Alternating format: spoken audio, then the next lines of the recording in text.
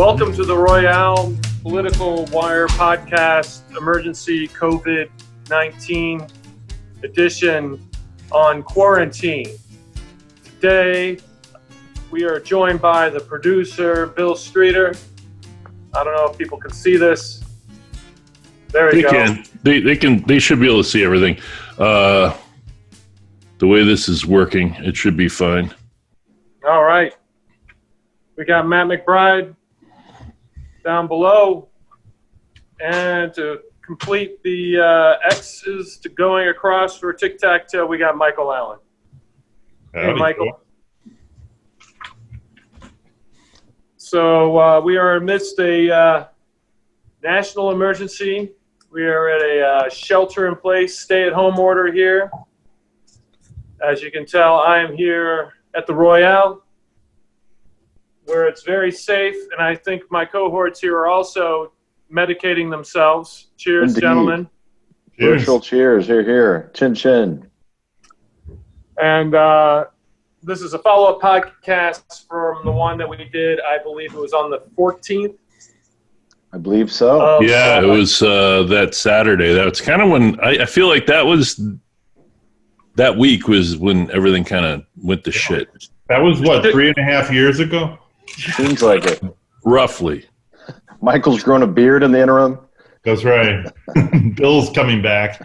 Bill took his off and it's growing back in that. Yeah.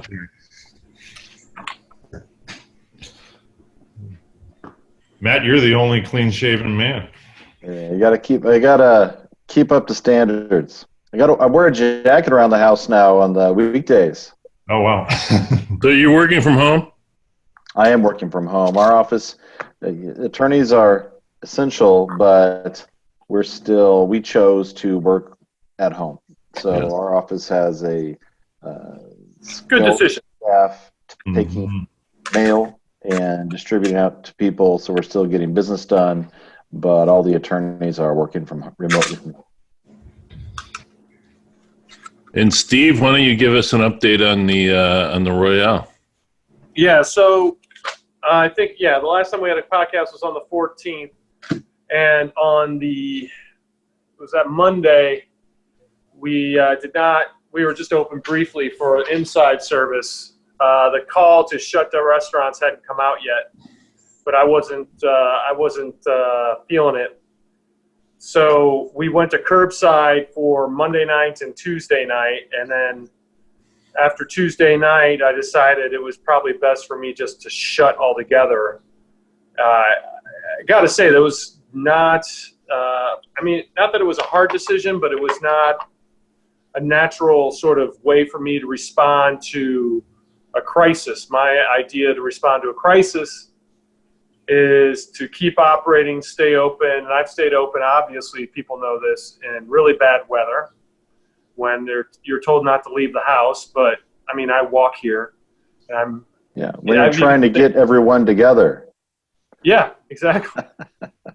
Exactly. That's what my job is. My job is to bring everybody together, and I remember I was during the unrest that we had here, and we had a bunch of static out front. And I remained open throughout that despite requests by the state to otherwise. Because I felt it was safer to be in here with my people than it would be to have an empty building and send everybody out into the chaos, essentially. Right. And that's a whole other story. But it's against my nature to close, and I'm closed because I think it's the best step for me to take. And I even self-isolated for a while because, honestly, I was not feeling so hot. Not feeling terrible, but just enough where I'm like, you know what? I'm going to take it easy, and I did. So I took it nice and easy, and I'm doing all right. But the uncertainty in this business, and I'm not alone in this, is giving me a lot to think about. Well, to be clear, I think we should distinguish between self-isolation and quarantining. I noticed. I hate to be pedantic about this, but pandentic. Oh man, a lot of syllables there, Bill. Yeah, We need That's to a get great you back on meal. that roast team. But there is a difference between self-isolate. So everybody should be self-isolating, meaning you only leave the house for absolutely necessary reasons for, to go to the doctor or to get food or whatever. And then there's quarantining where you don't leave under any circumstances and you have people bring stuff to you and you're supposed to be completely alone. And that's if you're sick. Right. So it's a big difference. Everybody should be self-isolating. I've been pretty close to quarantine. And then if you're sick, you should be quarantined. But Steve, one thing that we need in this time, in any crisis, is assembly of the rabble, of the masses. And the public house is often the conduit. You mentioned the Ferguson unrest. Bars were a great place to commiserate, share information. Every time there's an election, the Royale is a hub. Have you thought about ways to gather us virtually or in other fashions during this? Obviously, this would be the first step, Michael. What would be the first virtual customers at the Royale? Honestly, this is sort of it. I mean, this is the first step, Michael, for me to try to at least bring some sense of community together. Mm-hmm. And I haven't been particularly present online. No. Well, you've probably had a lot to deal with. Yeah, and I still do have a lot to deal with. As a small business owner, I know. It's like I had to wind down things, get projects done before government offices shut down. Exactly. So there was a lot of things I had to get done, and I'm still like with everything that's coming through with these small business administration loans, and I'm literally going through unemployment paperwork right here. There's a lot of programs I need to sift through and figure out what's best for me, and it's not obvious what needs to be done, but there are plans coming through, and at least the details I know are relatively reassuring. Not totally reassuring, but because you don't know, until the check's in your hand or, until I reopen, it's not set. But I mean, I'm confident that I'm not going anywhere in this whole thing. I mean, I'm going to be here at the end of this. I'm going to stand up. I'm going to continue doing what I do here or somewhere, hopefully here. Yeah. And hey, Steve, can you kind of walk through your decision-making process? Because you closed well before it was recommended that restaurants were in the city of St. Louis. So you were a little bit earlier. There was another bar that was a little bit earlier than you. I think Tatiana closed on Tatiana closed. Yeah, she closed on the 16th. You closed on the 17th. Yeah, and there were places that right about the same time as me. I don't want to take the credit for closing early, but I was on the first wave for sure. And what was your decision-making process on that? Well, there's a couple of things, and there's other places that are doing it different, and I don't want to say no. None of us are doing it right or wrong. Okay, we're just doing it with the best we can, and we're all in a tight spot. So this is just the decision making that I made. Is I started doing curbside on Monday and Tuesday, and I woke up on Wednesday or that night. And honestly, I had a fever. Not cool, And I'm like, you know what?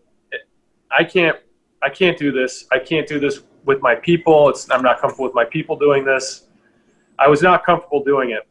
Not in the way I had set up. I'm not saying I couldn't set it up in a way that would be better, but I feel I offer an essential service, but the way I was delivering it is not the way I do. I'm a barkeeper at heart, which means that my shoulders are knocking next to the shoulders to the person next to me.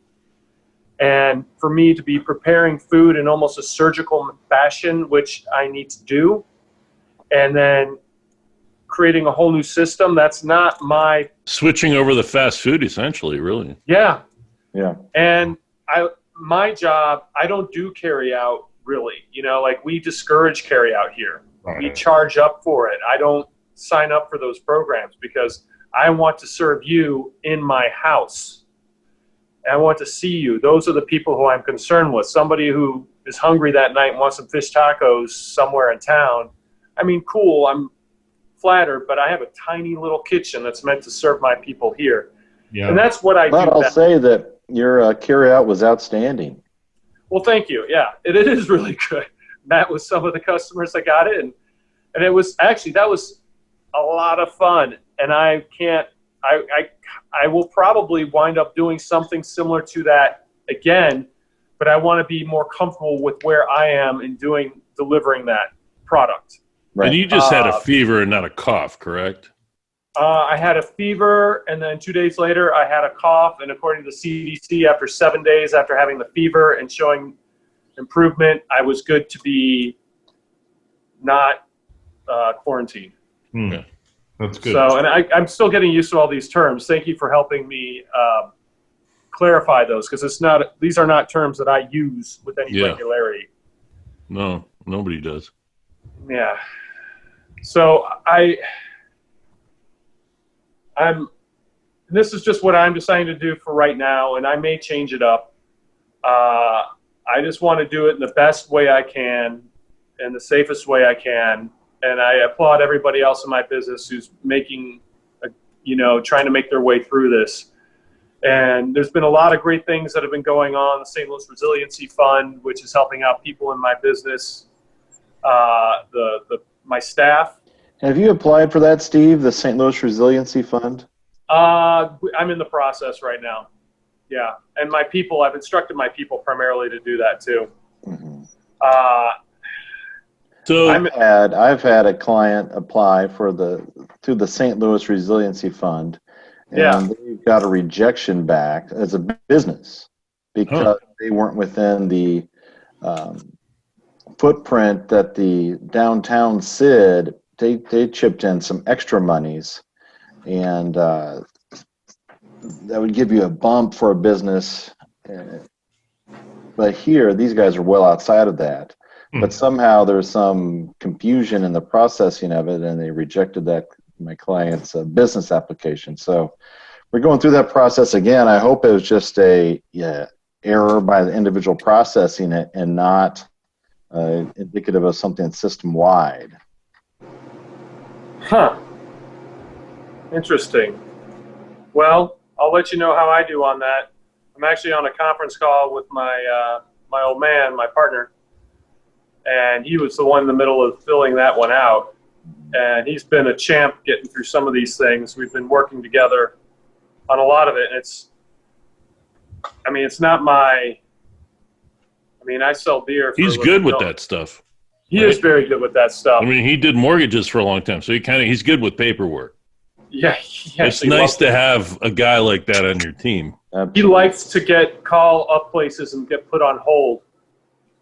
And I admire him for for that patience and the skills. And he's so good with people in a paperwork kind of environment. Yeah, he called me about my bar tab at the Royale the other day, and I just hung up on him, and he called back 5 times after that. So he's an ace. Well, he sends in the muscle next, Michael. All right. Oh, God. Huh. Well, I'm literally sitting at his old desk, so maybe that'll protect him. That's true. Yeah, Michael has my dad's old desk. So it's interesting that I was listening to the 538 podcast, which is, if you're into numbers and things, it's really interesting. But they did a podcast recently about and you can go listen to it if you want, about the economic fallout of the COVID-19 pandemic. And they were, they explained a lot of things that I don't think a lot of people necessarily understand about what the whole package the relief package that was passed through Congress this week. A lot of people are calling it a stimulus package. It's not stimulus. No, there's nothing to stimulate. Right. We're in a situation where nobody can go back to business until business was fine, I think, for most people until this happened and people were forced to shut down by some other force. There's no economic crisis other than what's been caused by the pandemic. So the whole point of all these funds, the relief bill and the loans and things, I don't think a lot of people understand, or maybe they do understand it, but the whole point of it is to sort of keep people, to sort of, as much as possible, what they call freeze the economy in amber until it's over, because what they realize is one of the things that really hurt us in 2008 is that a lot of businesses lost traction just because by virtue of the fact that they lost their employees, which meant that they lost their skills, and it took years to build all that back up again. So, and that's kind of where we're at in terms of all this Interesting. relief stuff. Well, I know that's the goal, but they're sure taking a long time to get to that point. I think that the government always takes a long time with this Right, stuff. Number right. one, Well, and then number two, it's I think that's the whole point of the $1,200 payouts is to sort of get people some money in people's pockets as quickly as possible until the unemployment kicks in or the special loans/grants kick in, things like that. But I think overall, based on what I've seen in the package, I'm kind of surprised at how decent it is. I mean, I didn't expect anything awesome. I thought that the response to the economic crisis in '08 was a little lackluster, and I think based on what I've heard, But they bailed out Wall Street, Bill. Well, yeah, of course, proud yeah. American. Well, yeah, I mean, they basically gave it all to the banks without any quid pro quo, so, but they, but I heard an interview with the 60 Minutes had an interview with one of the Fed chairman, the Minneapolis Fed, I think, and he sort of explained that they learned a lot from the '08 and that the whole idea is to sort of keep people functioning so that because what happens is when the economy shuts down, you get this atrophy in the economy, which makes it harder to start up at the when it's all over. So like Steve loses his employees, and then he has to hire new people back because probably his old people won't be available anymore. Yeah, have to rebuild them and have to teach them to understand Steve's lingo, which can take quite a long time. And you got to make it to the club. And that weird system that he has there, that weird. Yeah, and Steve's got to come up with new nicknames for all the employees. So. I know that takes a lot of time, Matt. Thank you. You understand, Matt. Not many people do. But this bill, this bill is only the first that's going to be needed in this country. If we're really I think in about 3 months. I just want to explain my situation for a bit here because this bill really gives me about $1,200 in Mnuchin cash, and that's all I'm getting as a sole practitioner. There's no real relief. I'm not eligible for any of the loan programs. And my business is now kind of nil. And as a contingent faculty member who might lose his job soon and his health benefits, I'm going to be a huge drag on this economy when I stop paying my mortgage, tell the hospitals to go fuck off, and I'm not paying any of their bills. Can you apply for the unemployment? Does the unemployment supposedly they opened up unemployment for freelancers and stuff? I will be eligible. That won't be great. It won't help me pay my mortgage, but well, they bumped it by $600 a week on top of what you would normally get, so it should be $900 a week or so. Right. In Missouri. Right. Part of which the university is going to pay, which they could just be paying for instruction. So they're going to, it's like, there's going to be a lot of deficiencies for people like me who fall into these categories that haven't really been thought about, because I think most members of Congress and the Trump administration, I think lack some of the understanding of how the economy functions for people under 40 these days. That most of us don't have small businesses and traditional structures, and most of us don't have salaries.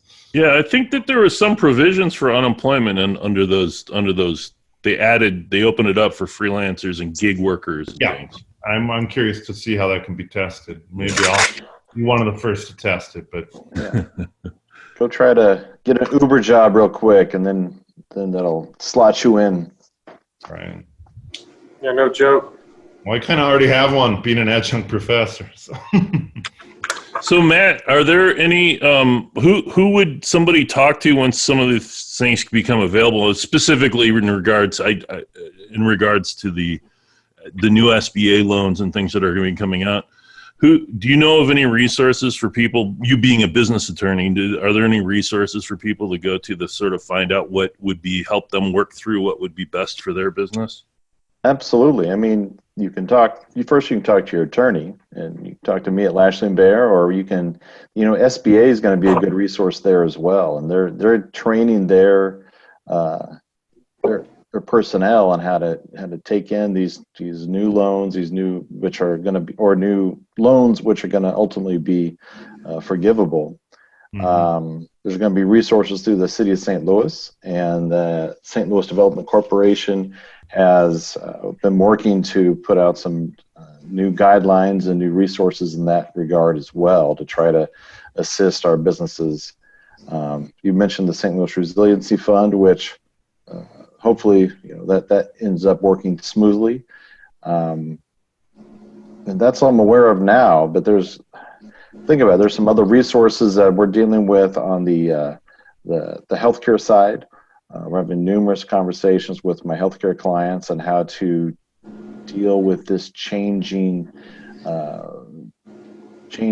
regulatory framework that we have, where telehealth has become all of a sudden into the fore, and they're relaxing certain HIPAA requirements with regard to how physicians can use telehealth to serve their patients, how hospitals can deal with telehealth, and also with the relaxation of HIPAA concerns on the hospital side, so as to be able to identify not the individual who may be carrying the COVID-19 virus, but at least to say, hey, you've been exposed, and use some historical review of records and how a hospital or other healthcare facility can go through that process without violating our HIPAA guidelines, but still keep everyone at least apprised of what's going on. So there's tons of changes that the whole framework on the legal aspect bill has changed 180 degrees overnight with regard to,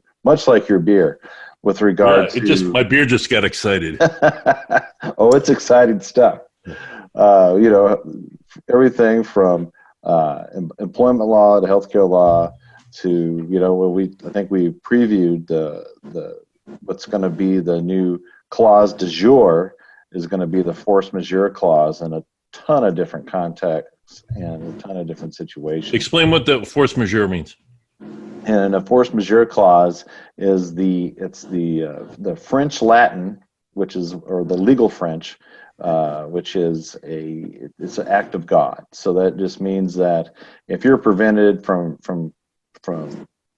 acting on your end of the contract because of an act of God, then you can't be held liable for damages in that regard. We're going to see a lot of that from everyone from vacation plans, not being able to take advantage of certain hotel options, or, we're aware of school districts that had plans for their kids to go down as a band to Disney World or Disneyland, and they're unable to use those funds they've already set aside because of this crisis. Yeah. And it's and it's really important how those things are worded. To fundraisers, there's a ton of fundraisers that have canceled in the last month and a half, and it's all going to fall back on force majeure if the host facility isn't going to honor that and try to work it out amicably, then there's going to be litigation, a ton of litigation all across the U.S. on this issue. Yeah, those contracts it's really hairy with the way some of those things could be worded. But they're also, and that's something else that I've been looking at extensively, is even if it's not specifically a term in your contract, there are some common law provisions baked into all contract law. And we can talk about what those would look like in certain situations.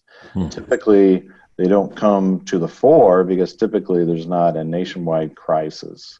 And but in these serious exigent circumstances that we have now, we're going to suggest that a lot of these can fall within what would otherwise be required to be in a written force majeure clause. So I think there's some relief, even if you didn't have a specific force majeure act of God clause set forth in your contract. Interesting. Well, to some. Michael, tell us a little bit more about like how your business has been impacted by this. Oh, well, I know we talked a little bit before we went live, but right. I mean, I think the biggest aspect of my world that's changing, and nobody knows where it's going to end up, is higher education. There was a poll in the Chronicle of Higher Education this week that showed that of about 500 prospective seniors who are shopping colleges, 37% said they intend to take a year off rather than return to school or go back to college in the fall. What was the percentage, Michael? 37%. I mean, it's a small sample. I don't know if that's going to be a trend, but they just don't feel certain that they're going to want to be in college this fall, given the fact that we don't know when this is all ending. And factor in all this seems to be from comments that they don't think online education is worth the irregular tuition fees, that they don't want to go to WashU and pay $54,000 a year for a bunch of Zoom meetings, which I don't doubt. I think WashU's in a lot better shape because we have a lot of research-driven grad programs that people probably still want to get into, but they may defer admission. They may accept but defer 1 year. Other schools, community colleges and public institutions are probably going to face a tougher squeeze. But again, this is evolving day by day, and if the peak comes in April, maybe fall isn't so horrific after all. For instructors like me who work on annual contracts, which are usually really good contracts, nobody wants to give us a contract right now. I don't have a contract for next year, and they're going to wait as long as they can. Yeah. I can still file for unemployment without one, though, given 2017 unemployment laws Department of Labor issued that says reasonable promise of employment, which includes my name listed as the teacher of a class that's already been, seats are already filled through the admission system. That counts. So it's not like we're all hanging here about to get our necks snapped. It's just it's very, very uncertain. Some schools like Quinnipiac College in Connecticut have already issued across-the-board salary cuts for everybody at the university, 5% for people making over $100,000 and 3% below.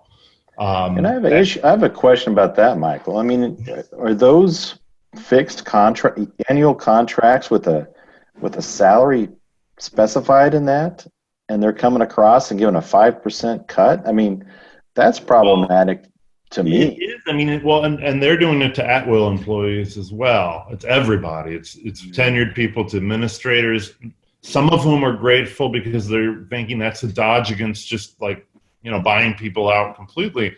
But others who are steaming in academic message boards that I'm part of that, this is completely unfair because those salaries are already funded out of revenue that's already been collected. Absolutely. So, here they're trying to staunch the flow of prospective low-fall admission by preemptively cutting salaries that have already been funded out of this year's admission.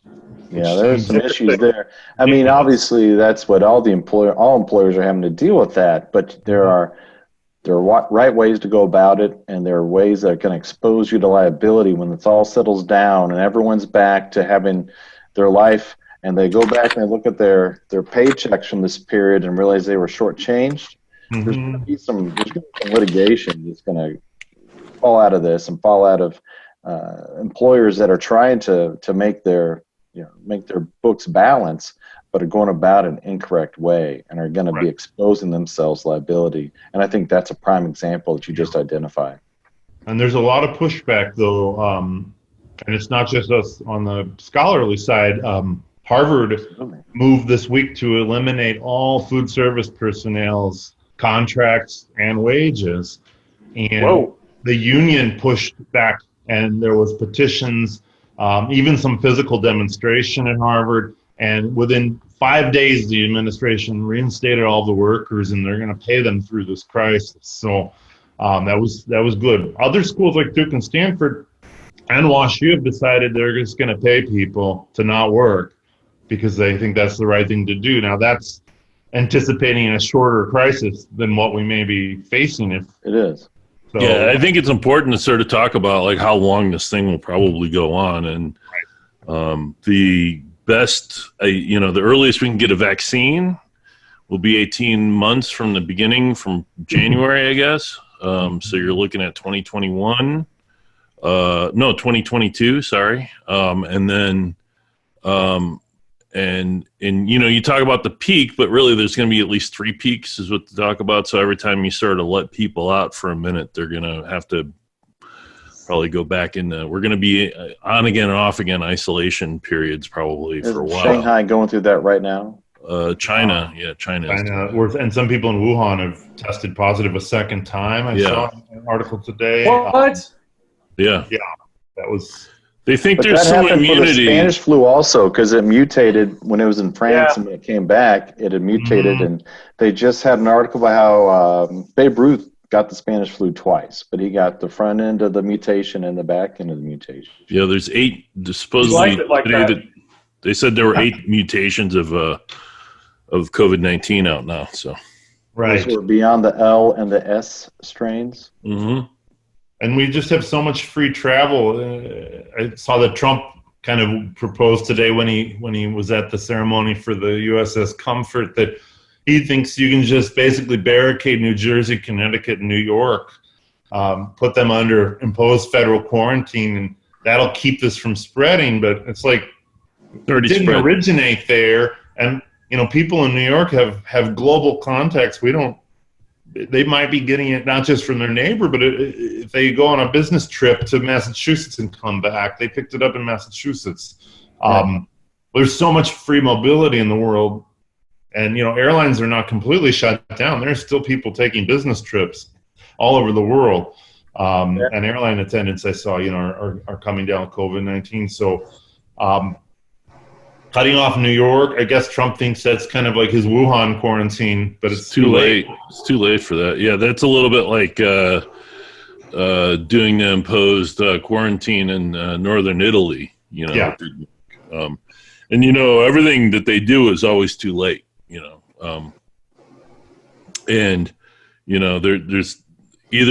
There's only 2 options. Either you don't do enough soon enough, or people say you overreacted. That's the only 2 options. So right. And Dr. Fauci said he wants to be the overreactor in chief. He loves it if people think he's overreacting, but President Trump still, his aspirational idea is get us into the pews, crowd the churches at Easter time. The two polls, and even in St. Louis, I saw this week that Steve Ellman did an interview on KSDK, and I last time we were on, I was very critical of every leader, but Lyda Crewson and Sam Page, I think, worked really, really quickly and have done so much that I hope pays off in the long run. But Steve Ellman says he still won't define what an essential business is because that's up to each citizen. It's their constitutional right. I'm like, even in our region, we have that way of thinking just across the river and several bridges from, a county headed by a medical doctor who I think has a Fauci-esque kind of view of this situation and has had an influence. But you mean Sam Page? Sam Page, yeah. And but he seems, the same. And Lyda now seems completely on that page. No pun intended, maybe pun intended, too. So, but then you have Ellman out here, and then you have, who knows what, Jefferson County still doesn't have any. Well, Missouri in general. In general. The counties that border St. Louis County and St. Louis City. And, they're all kind of a free-for-all. Yes, drivers, postal drivers have to navigate between St. Louis City, Jefferson County, Franklin County. Their days are all... the argument is, and I've heard conservative commentators say, well, Missouri's got a wide range of counties, and some of them don't have have fewer cases than others. So, but the issue is that you want to do the quarantine, you want to do the self-isolation or the lockdown or whatever you want to call it before you have before you have a certain number of cases, because once you get a certain peak of cases, then it's too late. Anything you do at that point is not enough. The point is to not have cases. That's why we not have cases. And Missouri just led the nation in new cases. We're at 600. We have 600 new cases. I believe today or the last reporting period, whether how fast they're coming out. I checked before this podcast, and it was up to 838, even since the last number, which is now a lot of that is of course indicative of testing and available testing. So there's no true numbers anywhere in the whole U.S. Well, the numbers that actually will show you the number of cases are the cases that are serious enough for hospitalization. So, like, but I haven't seen those numbers widely published. And the numbers of deaths is important as well, because that gives you a real picture of what's happening outside of testing. So as soon as you have deaths or hospitalizations, and that gives you a real number, right? Beyond just the inflated number by the number of tests that are coming in. Even that can be like, we still don't have a way to really know, because in Italy it looks like there's a 10% mortality rate, but most physicians think that even in Italy they're still not testing enough people, and that there's way more people who are infected with mild or asymptomatic conditions. So it looks like there's a 10% mortality rate. It's actually lower, and the lack of testing, it's hard to figure out what the real mortality rate is. Precisely. I think that's what's happening all over the U.S. I'm just saying that, like, that the crisis issues are the hospitalization and the deaths. Right. And that gives you a real picture of what the crisis situation is like those numbers, not just the numbers of diagnoses. Right. So That's I haven't seen those numbers the, widely publicized either. So, at least for Missouri. That's interesting with the number of people who are infected but don't show symptoms or haven't died from it. Yeah. Are those people going to get reinfected? I mean, there's a whole lot of variables out there that we just don't know and may never know. In all honesty, I don't know how they're going to go back and re-engineer all this.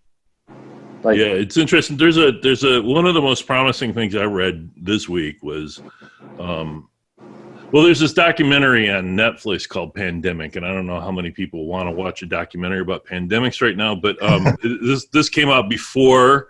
Actually came out this year. I think it came out in January before and it was obviously in production and produced before the coronavirus crisis happened or the new pandemic happened. And but it's really interesting, and there's some amazing people out there doing really great work. And there's this one doctor, I can't remember his name off the top of my head, but he works on antibody treatments for viruses. So the way a vaccine works is it triggers your body to produce antibodies to fight a virus.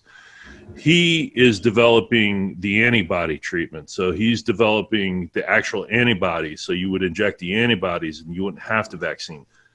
So the Bill, why don't you explain the difference between that and a vaccine? So a vaccine tells your body to produce the antibodies. So you inject a virus that looks like the virus that you're protecting against. It may have some of the DNA spliced into it of the virus that you're trying to protect against. Your body starts to recognize that virus as an enemy and starts to produce antibodies to fight it. Okay. Like the smallpox. Yeah, that's how all vaccines work. And then the antibody treatment that this guy's producing is he's developing the actual antibodies that you would need, that your body would produce. He's not. A lot of times they don't develop it, Bill, but don't they go speak with someone who survived it? And so they would talk to someone who had COVID-19 and develop their own antibodies and extract it from them. Yeah, I think they would extract antibodies from somebody who's already had it, and then they would figure out how to replicate those antibodies in the lab. So that's oldest of old school.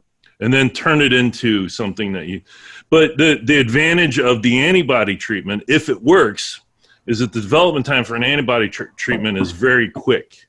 So if they have a candidate to get through all the testing and everything that they would need to get an antibody treatment onto the market, he said theoretically it could happen as early as like September and October this year. But think about it, like Tom Hanks or Idris Elba, these people that have been tested, have survived, have gone through, are now cleared. Those are the people that have the antibodies. Yeah. That we'd be using. Yeah. So that would be the advantage, is that you could get a product to market quicker, and it would be effective, and they would use it for essential medical personnel initially, obviously. And then eventually it would get out to the wider public, and then that would basically end the crisis for all intents and purposes. The drawback to the antibody treatment is it only lasts for 8 weeks, whereas a vaccine would last much longer. But so definitely be, a way to staunch the flow, but very promising. But that was how they used to deal with it in the 1800s. But it's still good technology. It's not leeches. Well, it's a little better than what they were doing back then, I would imagine. It's not much. It's not much different. The same kind. It's exactly. Well, the development process is better, I think, and finding how effective it is. Right. So. how the indigenous tribes fought smallpox, right? They found that someone infected and they would pop some lesion and then take small amounts of what they got out of that blood and put it into other people to build immunity. Yeah. There was a great article in the New Yorker, I forget the author, this week about like the history of inoculation. It was it's all some of it was DIY, right? Yeah. So our species knows how to do this. So that's I'm curious how things are going to change into the future, knowing that perhaps other pandemics may interrupt us, and how we're going to prepare ourselves in the future for something like this. Mm-hmm. I mean, insurance, people are going to start preparing differently, buying foods differently. Is it going to change people's habits? You know, are people not going to want to go to large gatherings or small gatherings? We're kind of on the verge of, and this is based on the information I got from that pandemic documentary, but it seems like we're on the verge of vaccine technology that can be developed very quickly. It's just a matter of cracking a couple more nuts technologically with vaccines to where we could make a lot of these things obsolete. They're talking about, within 5 years or so, like the flu being not a thing anymore. And is that using CRISPR technology, Bill, or is it something else? Well, it's a lot of gene technology. I mean, I'm not an expert, but I only watched a documentary on Netflix, so that's the extent of Makes you an expert, I think. Yeah, I think you have I've heard that you just need to have a natural ability. That's what. Yeah, I have a natural ability. People don't even understand how I understand this stuff. Yeah, I run into a lot of people in St. Louis who watch the documentary about Brick and think they're. I mean, who knows what I could have been if I hadn't run for president? Oh man. So, Bill's picking up what I was putting down. Yeah. Yeah. So. No, I mean, it's just that, they're so, I mean, here's an amazing thing that I don't think a lot of people really understand.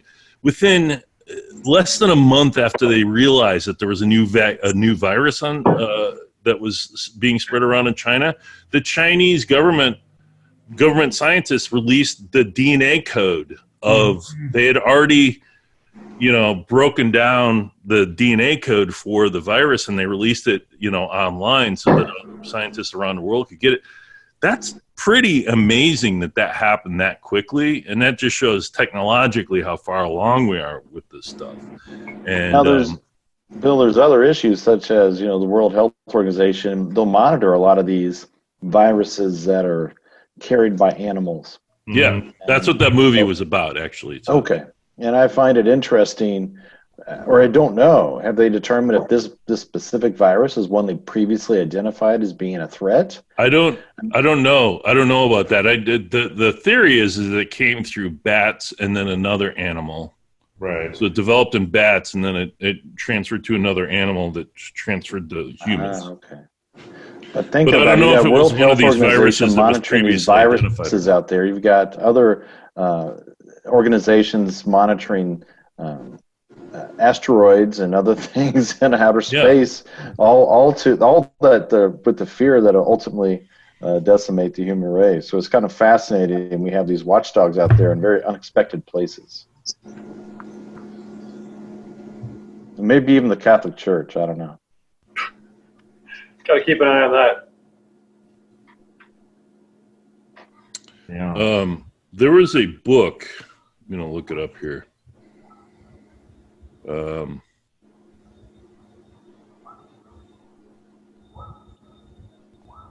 There's a book that I read recently called The Fifth Risk by Michael Lewis. And it's really interesting. It talks about all this sort of invisible things that government does that we don't even know about. And part of that is like sort of monitoring for pandemics and monitoring for emerging health problems. And in addition to all the things that the Pentagon does, it sort of looks at like sort of physical threats to the U.S., but they look at financial market threats and all this stuff. And it's really, I highly recommend it. It kind of gives you a window into like everything the government does, all these bizarre agencies that you never hear about. There's hundreds of people every day like doing research on potential future threats and how to prepare for them. As long as you keep them sadly funded. is one of the things that the Trump administration has deconstructed since in the 3 years that they've been in. So Yeah. but I think this pandemic situation kind of reveals like how important all that stuff really is. No joke, man. No joke. I'm just curious how we're going to respond to it in the future. You know, like, are we I think that it's going to change the political landscape in the future, that it won't be that hard to convince people that these things are important. I hope anyway, which is going to sort of realign. We'll probably look at another party realignment again. Mm-hmm. You know, the parties have been realigning themselves to some degree over the last few years anyway. But how has China handled all this? Because where we see the Asian countries with SARS, H1N1, I mean, Exactly. they've dealt with things like this that were epidemics that hadn't quite spread worldwide to become the pandemic. But I don't know if their legal structure, if they're the way that they contract for different things, or the way that their manufacturing processes have safeguards. I don't know if any of that has really changed since these waves of epidemics have gone across that region. yeah, So it may or it may not, Bill. I think that China has two issues. One is a plus and one is a minus when it comes to this stuff. So the plus is that they're authoritarian government, so they can sort of command and control things very quickly once they start getting out of hand, which is terrible for a revolution, but it's great for a pandemic. Yeah. But then the flip side of that, and authoritarian governments tend to be very secretive and very not forthcoming with information, and they kind of screwed up on this one. Then they tried to suppress the early information that was coming out about this virus, you know, and arrested the whistleblowers even. Yeah.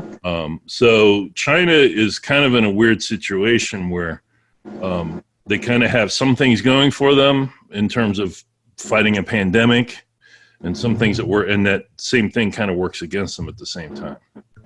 And there was an article today on the Atlantic's website called "The Problem with China's Victory Lap" by Kathy Gilson, and saying that the Chinese government is doing something that we're really afraid Trump wants to do, which is that their concerns over productivity have led to maybe declaring victory too early, putting people back to work when this outbreak is still occurring. I mean, they've flattened the curve, at least according to what we are getting out of China. But that their push to claim everything's back to normal may lead to a second outbreak. It almost certainly will, because there's no vaccine for it yet. Yeah, it's got to, because there are going to be people coming back from other countries. Yeah. So that should be something the U.S. takes into consideration with all this talk of going back to business. Yeah, I mean, it's super encouraging to see them sort of opening up some of their economy again, but at the same time, it's a little frightening knowing that there's really no real immunity to this thing yet. So what's the point? You know, so winning the trade war. I mean, that's what's going on between these two countries, I think. Yeah. Well, that goes into the politicization of the vaccines too. Exactly. And other We're gonna healthcare do that. issues and testing kits and all of this can be politicized just as much as oil or nuclear weapons or other articles of war. Yeah, how do we see all this getting politicized? Do you think it'll be partisan? It already has been. it's already Yeah. politicized. I mean, you still have people on the right who are saying that that was the big push, the messaging push in the last week was that, like, oh, we can't have the cure is worse than the disease. That's the talking point that they were using this week. I mean, the problem is that the disease is the problem. You know, The disease is mutating. There is no there is no cure for the disease, and we don't have a cure. So how do we know? This is not the cure. It's not the cure. It's just the treatment. This is just the treatment to keep the disease from getting worse.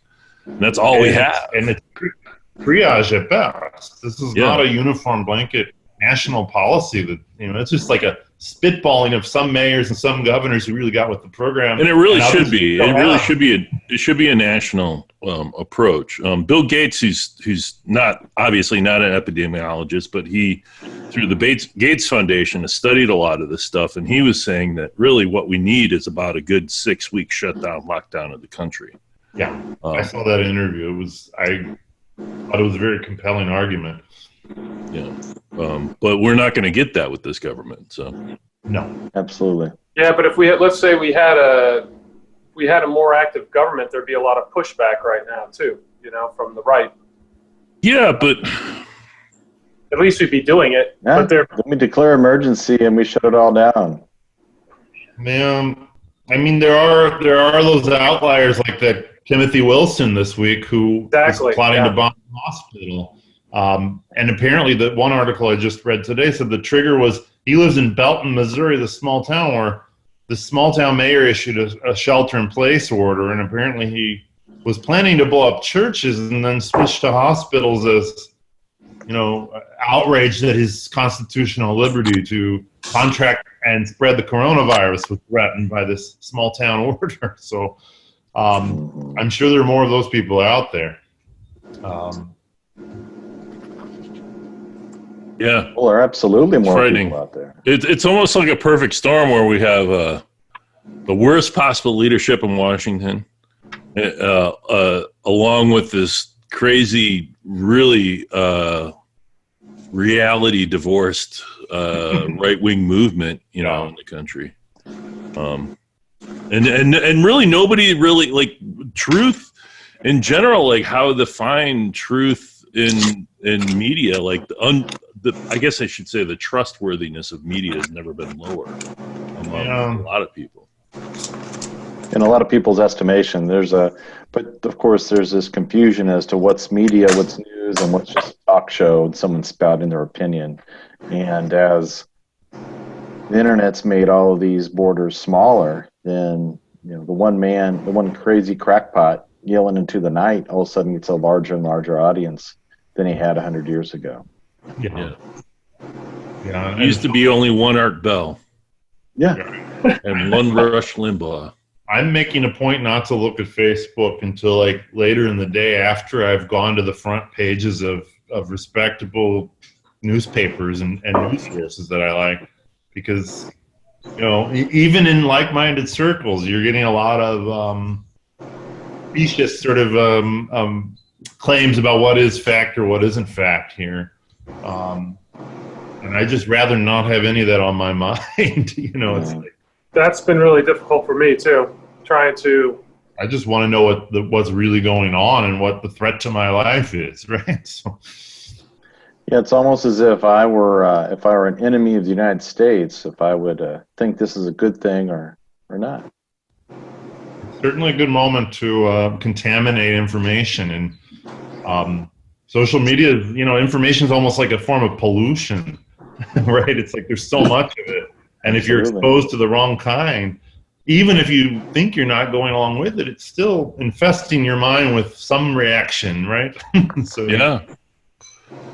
No, it's hard. Disinformation is really a huge problem for sure.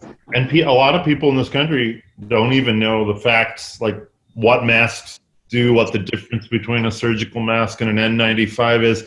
Should they be at home? What's social distancing? And anything presented in the guise of potential fact could. I've been blown away. There was a guy that was saying to me one time, why didn't we have lockdowns over the AIDS pandemic? And I'm like, just the basic knowledge of like how the differences between how diseases are transmitted is huge, right. Yeah. I mean, we're doing a whole lot of catch up with all those terms you just recited, Michael. I mean, we don't A lot of people don't. In fact, I'm even trying to catch up on some of the finer terms between, quarantine and self-isolation and then just, I've seen public service announcements now trying to teach us some basics behind it, which is very necessary because a lot of us just haven't been in tune to those sort of things. And we have 2 cats and a dog, and early on there were articles about how your pets will get this and they will spread it. Then those went away. Now WHO says dogs can't spread it. But this morning there was a story about a cat that has it, but we don't even know what that really means. They're positive, but what symptoms? Yeah, I've seen 2 or 3 different stories about that. Hang on. How did the cat get tested? Oh, no. Yeah. Well, I can't even. Was it a celebrity cat? Was it a movie? It was Tom Hanks' cat. It was Mike Pence's cat. Yeah, right. It was Ron Paul's cat. Oh, God. Well, they're testing in the Paul family, but whether or not they believe in vaccination is another thing. But, and basic things like that, it's like, I just want information. Should I be washing my dog's paws when we walk to the empty park, But the media, even good media is, a lot of it's more of the political angle on this than the facts. Like, should you put little plastic bags on your dog's feet? I don't think they know right now, Michael. I just don't think they know. Exactly. But They know how long it survives on certain surfaces, but they don't know how long it's contagious on those same surfaces. And just because it's surviving doesn't necessarily mean it's contagious. So there's still so many unknowns. Well, and they haven't had time to perform full tests. Just because I encounter it doesn't mean I'm going to have any symptoms. If I have antibodies already present, I may be good to go, but I may not. And I'm acting like I don't. So Michael's enjoyed a good bat now and again, so he probably has those antibodies. Man, when will the Royale reopen for those bat tacos? Tell me about it, brother. So good, exotic. The side of pigeon. Let's get all the avian diseases all at once. Don't worry, I'll soak it in plenty of 80% alcohol booze. Yeah. I've been soaking in alcohol these days, so I think I'm all right. It's a little to go back to the early part though, Steve. It's I miss the social gatherings where which I think cut against some of the hysteria of online media. When the way we talk to each other in person, the way we think together is very different than on Facebook or Twitter. That's true. And I think I've seen a noted lack of civility in any social media threads about the presidential election. Trump versus everyone, Biden versus Bernie, Cuomo,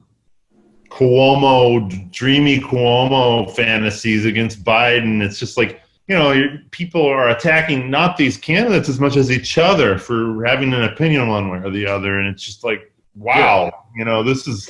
Well, that was kind of what I meant by, that post that I made. I think you commented on it, Michael, where I said that, if, all these people I have a number of Bernie friends that are gaga over how Michael Cuomo is handling this. And they've, to some degree of seriousness, have promoted this idea of draft Cuomo. And I'm like, if that guy was actually running against Bernie, I think you would hate him, Yeah, absolutely. Let's also recall that nothing against Cuomo whatsoever, but let's also recall all the compliments that we gave a certain Rudy Giuliani after a big national. America's mayor. Now we have America's governor. But if we knew Giuliani was the kind of guy who would be running around in Ukraine and Romania with bags of cash and mafios.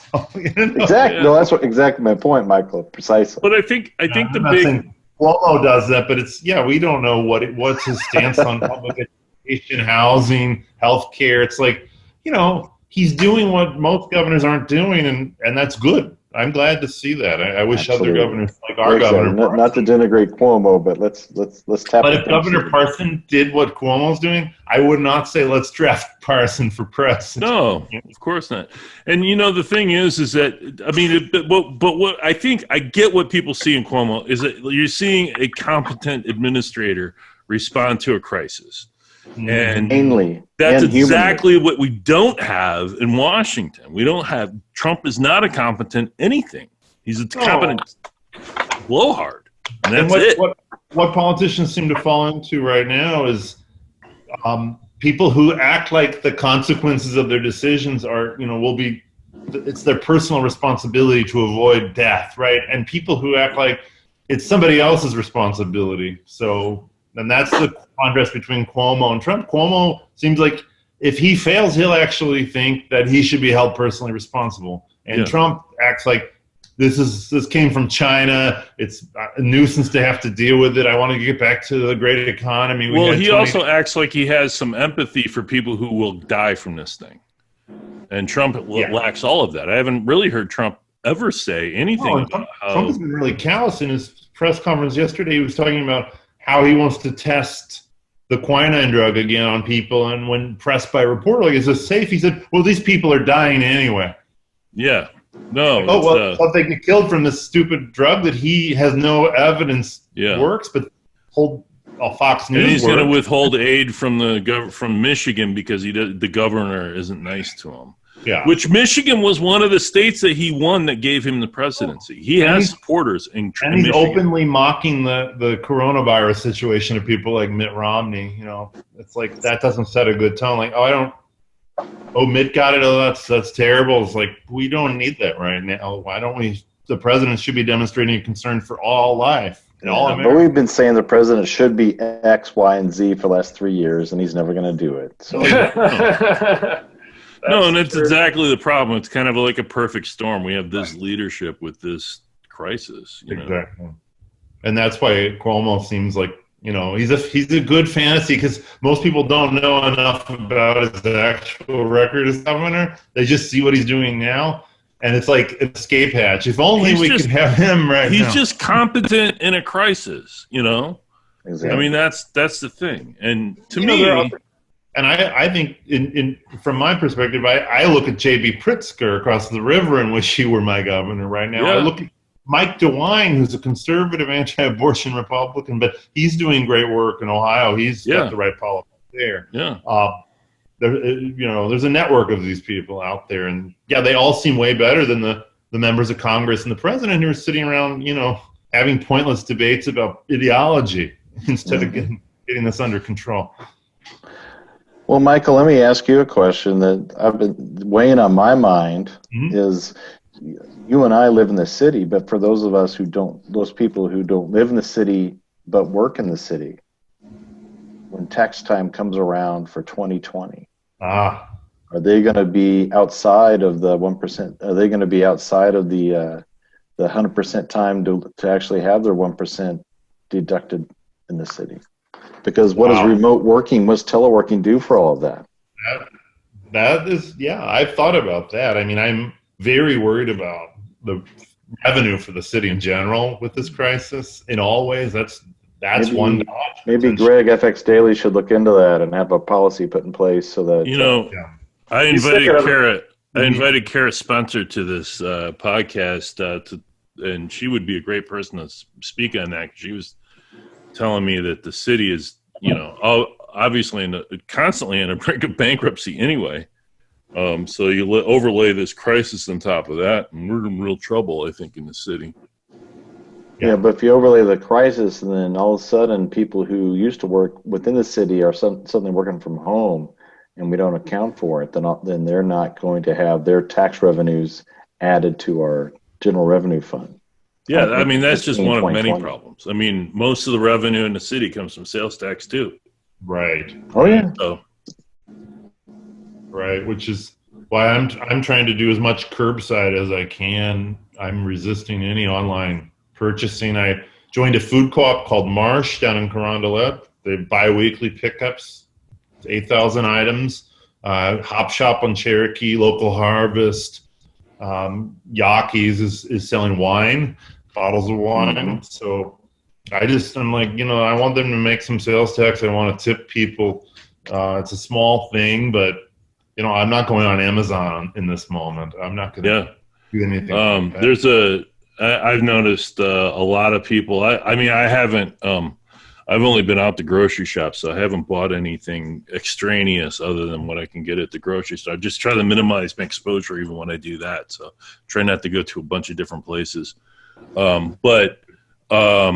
But I've seen a lot of people on the neighborhood groups and things asking where they get things from local businesses because they don't want to buy from online because they want to support local businesses because they know that they're hurting. And that's very encouraging to me, like that people have that sense of conscience about it. So. Yeah. The other night it's been so warm. We got the grill out and no charcoal. I looked and looked and Marsh Co-op actually has 8-pound bags of charcoal. Oh yeah, so does. In a few weeks, I'm going to need a rake or a leaf, bag for picking up leaves, and I'm going to keep finding these local stores. Probably stores I should have been shopping at more often to begin. Yeah. One of my favorite little local stores has helped us out, and they actually do have some items that some of the big stores don't have, like toilet paper. What's the name of that place now? Not Hartford, Gustine Market. Gustine Market, I love that little place. Yeah, in Tower Grove South. Amazing wine. They have all the beer and wine that you could ever possibly want. They don't have liquor, but they do have beer and wine. A lot of local stuff. Yeah, and they have a lot of basic things: napkins and toilet paper and paper towels, charcoal, stuff like that. So, are they doing curbside, Bill? I haven't been there since before the city shutdown happened. So it was after people started panic buying, but before the shutdown happened. So I don't know how they're handling things. They've never, it's a small place and they never have more than a couple people in there. No. So, but I really appreciated them being in the neighborhood. For as long as in Chicago there's a lot of those little neighborhood stores, and not as many in St. Louis, which is I'd like to see more of them, but the economics are a lot different, obviously. So.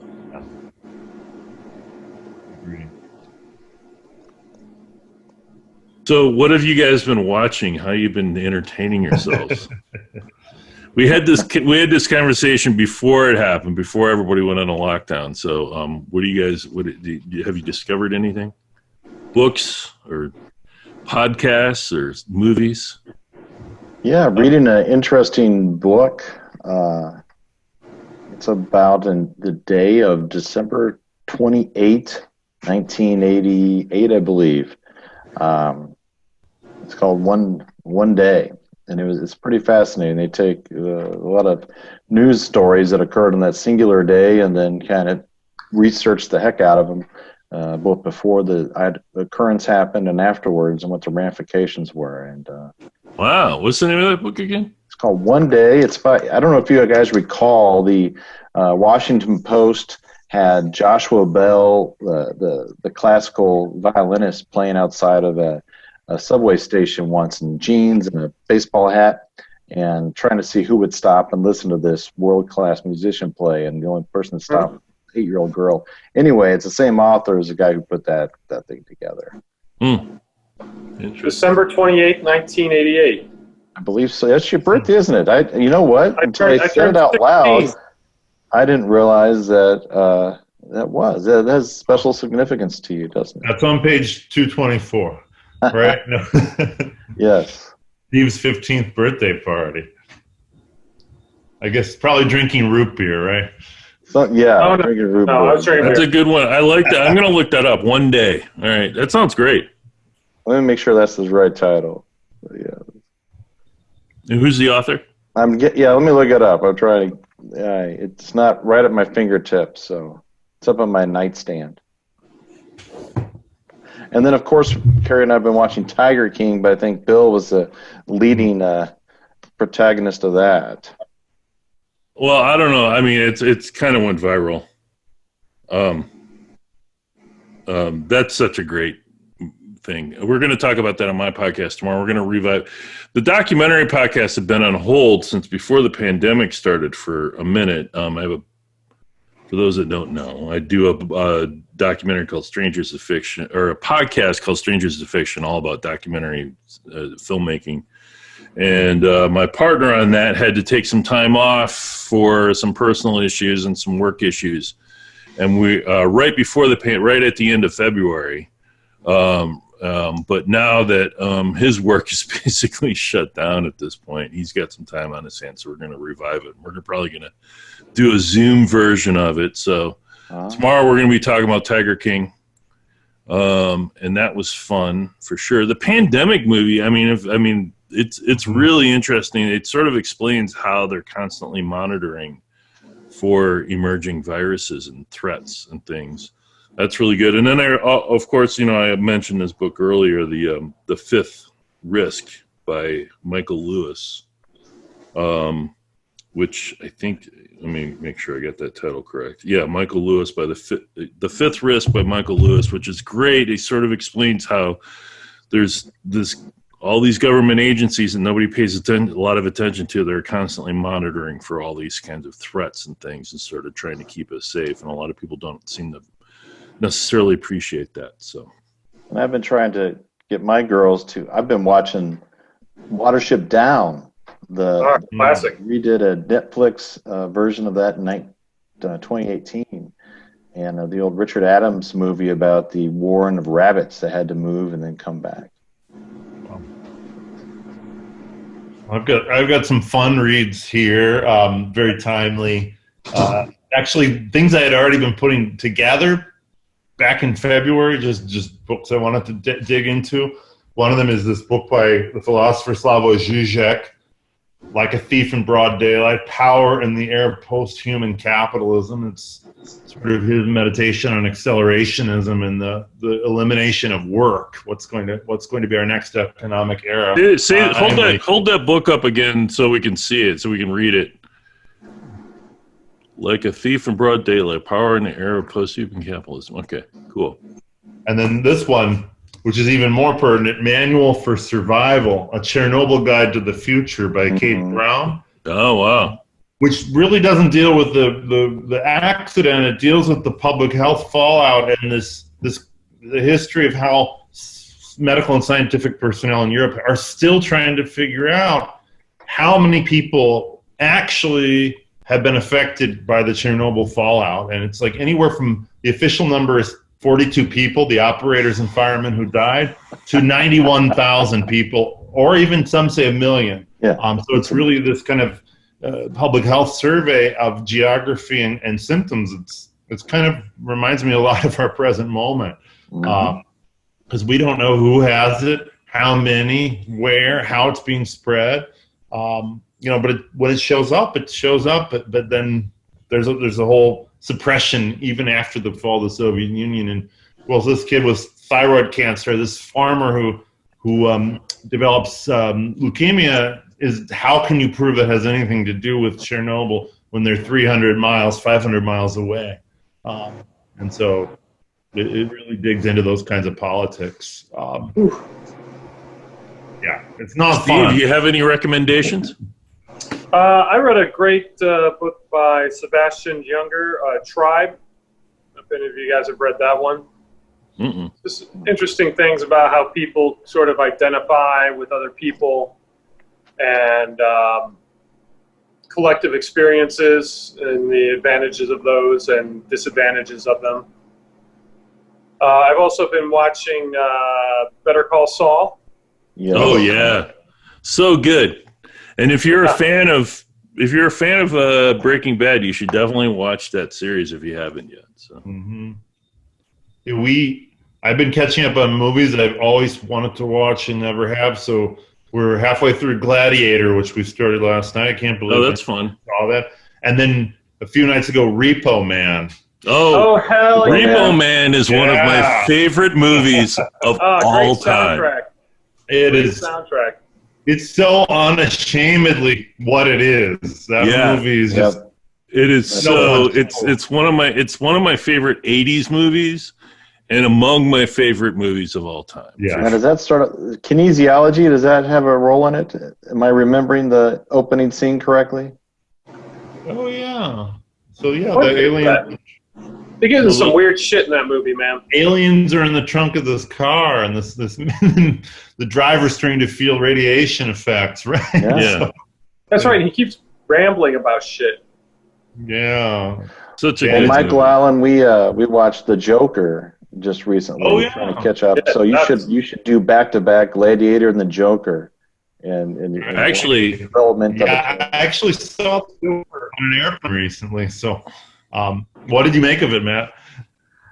You know what? I didn't expect to like it a lot whenever it first came out, and I got to tell you, after watching it, it was fascinating character study, and it was not Hell yeah. remotely what I expected. I would not call it a superhero movie whatsoever. no. No. I've heard a Not at number all. of interviews with the filmmakers on that, and they said that they were looking to make the kind of movie that isn't made anymore. The sort of taxi driver character study film that isn't made anymore. And they were lamenting the fact that those movies could not be made in this era. And they were like, well, I bet we could make it if you made it about a comic book character. Yeah. So that was and sure enough, that's how it came to be. But it really, I would recommend, if you're going to watch that movie, you should also go back and watch King of Comedy, which is Oh, King big of Comedy. influence Yeah, they're on a it. pair, no Essential. question. So And I think Joker, I mean, that it's deliberately riffing off of that with De Niro. as- almost certainly, with De Niro as the talk show host. I really liked it. I have some quibbles with it, but it's largely it's one of the most mature and sophisticated films I've seen in a while. I References cinematic history in smart ways, and it's completely ambiguous. When does reality stop? Like, what are we watching that isn't actually happening, but happening only in his head? And there's a lot of theories out there, and I still haven't quite figured out what mine is. Yeah. But that kind of goes along. I mean, that's just sort of insightful on everybody. Like everybody has their internal monologue, right? And Right. and everybody has their own internal reality, and that's always a good thing to keep in mind when you're dealing with people. Is that they have their own idea of what's actually happening, which may or may not comport with reality or what your reality is of what is happening. So it's always good to keep that in mind, So Well, Steve, it's Gene Weingarten. He wrote One Day, the Extraordinary Story of Ordinary 24 Hours in America, and it is on a day that fell on one of your birthdays. 1986. 86. Thank you. I saw that too. No, I just downloaded the book. I'm halfway through. I enjoy it very much. Also, African Kaiser, about a theater of war during World War I that I didn't realize existed to such great extent. The East African campaign, Germany against England and perhaps South Africa, which was part of England at the time. It's just a fascinating study, and also a little tidbit that they share with you in the first chapter is that there was a ship in the Atlantic that was captured by a Zeppelin crew in early days of World War I, which I found ridiculously fascinating. Oh man, I love Zeppelin. World War I Zeppelin stories. Well, it factors in the beginning and the end, Michael, and I don't know if I want to tell you how the second Zeppelin reference, but it's fairly mind-blowing. It may be even more mind-blowing than We'll have to start a book club. Yeah. There's something beautiful, and not that war is ever beautiful, but the slow pace of aerial Zeppelin, combat. It's just like it's real a sport of manner, not speed.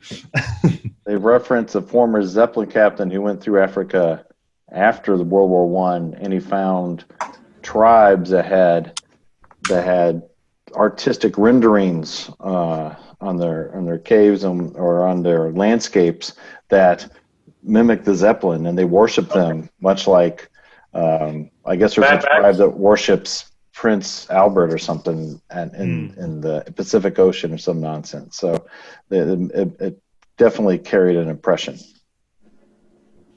Fantastic. Oh, I'm getting a note saying your internet connection is unstable. Well, It's not just internet connection, Michael. Uh-oh. We've been talking for like it's also 6:15 and everybody's home, and everybody is on the internet streaming now, probably.